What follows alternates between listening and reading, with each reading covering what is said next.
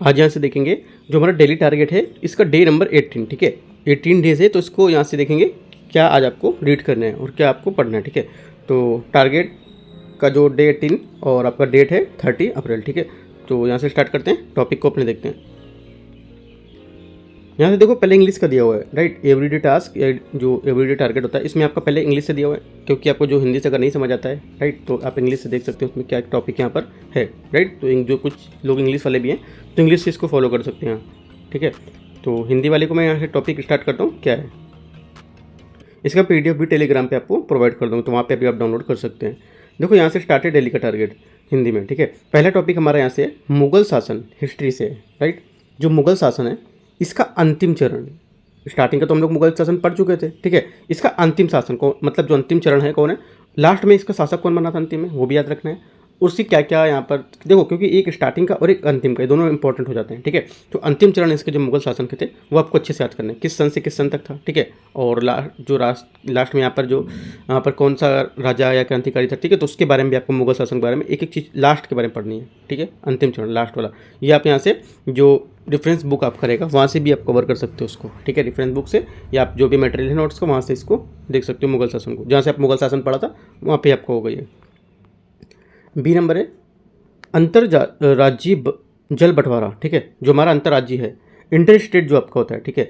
Inter state जो आपका जल बंटवारा है, राइट, जो वाटर डिस्प्यूट होता है उसके बारे में यहाँ पर है।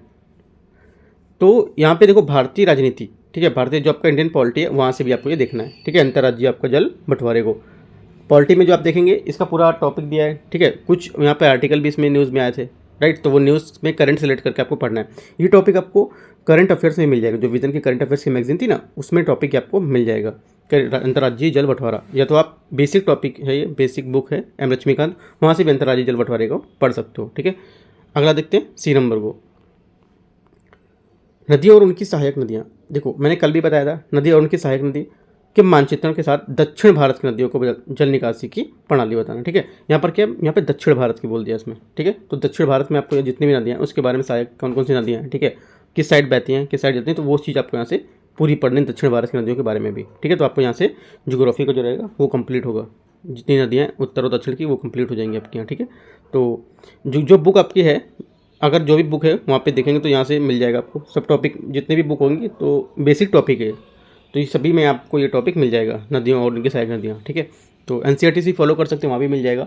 अगर NCERT के कुछ नोट्स लोगों ने बना रखे हैं तो वहाँ पे भी देखेंगे तो वहाँ भी आपको दिख जाएगा वो, ठीक है। तो अगला देखते हैं। देखो मैप का मतलब ये होता है कि आप उनकी बाउंड्री मैप मतलब ये नहीं कि आप वहाँ पे देखो कि कौन कौन से जिले हैं, ये किस किस को देश मतलब कौन कौन से राज्य को यहाँ पार करके जा रही हैं, ठीक है, कौन कौन से राज्य को टच करते हुए जा रही है, किनकी बाउंड्रीज को टच करते हुए जा रही है यहाँ पर, ठीक है। वो चीज़ आपका मैप के थ्रू बोलते करने के लिए।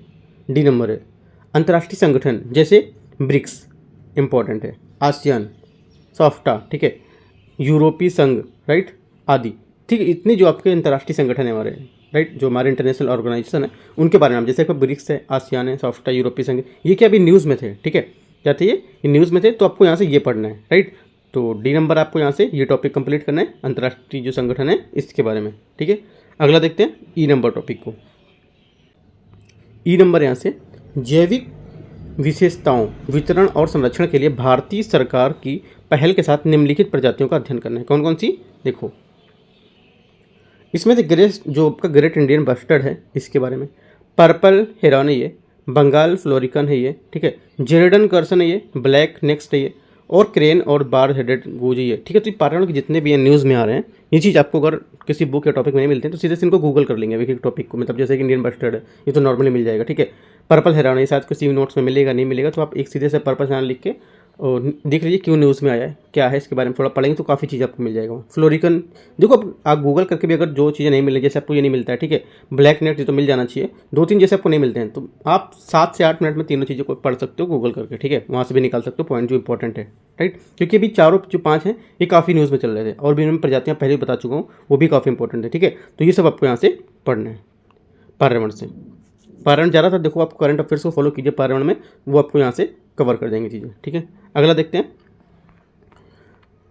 F नंबर है हमारा इंडिया एयर बुक जो आपका 2024 है, ठीक है। मैंने इसका समरी पूरा डाल दिया है, वो आपको पढ़ लेना है, ठीक है। उसमें विज्ञान प्रौद्योगिकी से संचार का जो अध्याय है ठीक है, जिसमें संचार के साधन है, क्या क्या है संचार से रिलेटेड करके, वो आपको यहाँ से पढ़ने हैं। ठीक है, वहाँ पे जाएंगे तो आपको संचार वाला मिल जाएगा वो। ठीक है, तो वहाँ से संचार के जितने भी चीज़ें थी वो चीज़ आपको यहाँ से पढ़ना है। डाटा जो दिए होंगे कि संचार का जो माध्यम है कब से कब तक की क्या क्या रखा जाएगा, तो वो चीज़ टाइम पीरियड भी आपको पता होना चाहिए। ठीक है, जी नंबर, किसी भी स्रोत से 5 रीडिंग कंप्रीहेंशन। देखो रीडिंग कंप्रीहेंशन 5 जो है वो आपको मैंने कल भी बताया था। ठीक है, तो वो भी रीडिंग कंप्रीहेंशन आपको डेली अभ्यास करना है। राइट, देखो अभ्यास करने मतलब ये नहीं कि आपने क्वेश्चन उठाया और सॉल्व करके रख दिया।